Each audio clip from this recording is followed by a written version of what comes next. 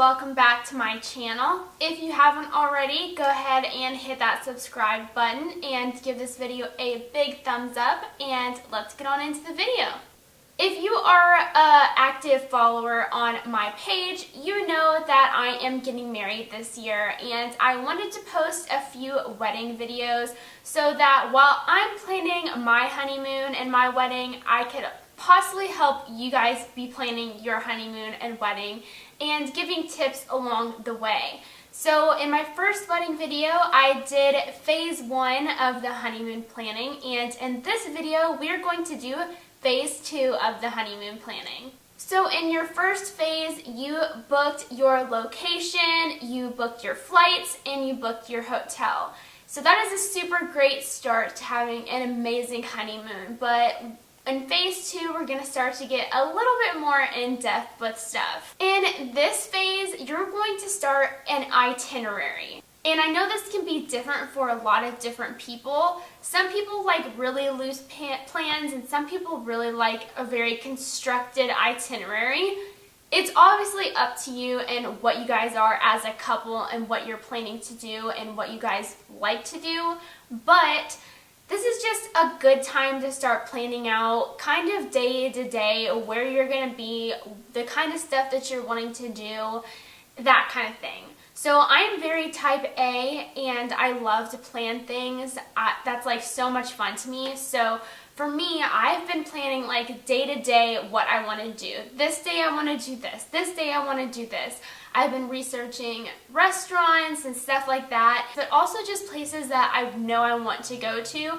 I've been writing them down, and that's how I've been creating a loose itinerary. Obviously, this doesn't have to be set in stone because you're still 6 to 3 months before the wedding, but you just want to kind of get an idea of what you guys both want to be doing on your honeymoon. And don't feel like you have to create an itinerary. If you are the kind of couple that just likes to do whatever you want, then obviously please do that. That's fun for you guys. You guys know yourselves best. But if you're planning to do an itinerary, definitely do it during this time. This is also the phase that I advise people to start a honeymoon registry. So a lot of people do registries at Bed Bath & Beyond, Amazon, Crate & Barrel, etc. The list goes on and on, but there is also something called Honey Fund, and there are a few websites that are similar to that I'll list down below if you guys are interested. But these websites help you create a registry for your honeymoon, because some of us have lived with our soon-to-be spouses for a while. We have stuff that, are around the house, and we just don't need as much stuff as people usually get for their weddings. So sometimes it's nice to ask people to help along with the honeymoon. So, for example, things that I've put on my honeymoon registry are different activities that I want to do on my honeymoon. So maybe an excursion or dinner or something as simple as that.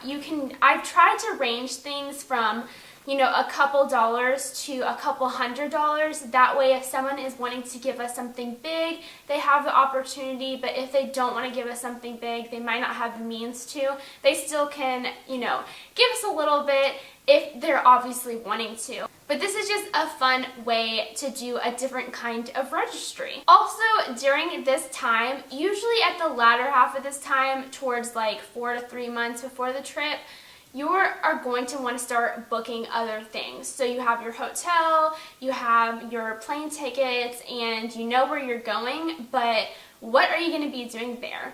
If you know a tour is a really hot commodity and you just know that a lot of people are going on it, then go ahead and book those types of tours and anything that you must see. If there's just something that you have to see on your honeymoon, go ahead and book it, because you'll have the peace of mind knowing that you'll definitely see that while you're there.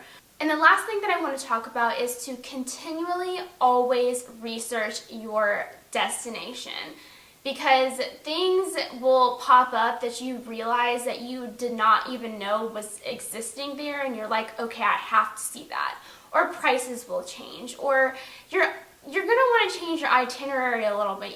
Those little things where you can research, you can learn about new places, you can learn about new restaurants, you know, those kind of things. So always continually research your location during this time. And as for that, the 6 to 3 months is a very chill time.